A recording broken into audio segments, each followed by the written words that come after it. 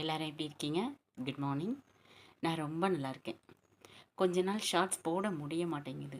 கண்டினியூஸாக ஒர்க்குன்னு ரொம்ப பிஸியாக இருந்துட்டேன். என்னால் முடிஞ்சப்பெல்லாம் நான் இனி ஷார்ட்ஸ் போடுறேன். ஸோ இன்றைக்கி என்ன தெரியுமா டிப்ஸு? இப்போது ஃபஸ்ட்டு மிட்டம் டெஸ்ட்டு பிள்ளைங்களுக்கு நடந்து முடிஞ்சிருக்கும். மார்க்லாம் கொடுத்துருப்பாங்க. சில பசங்க நல்லா மார்க் எடுத்திருப்பாங்க, சில பசங்க மார்க்கு கம்மியாக எடுத்திருப்பாங்க.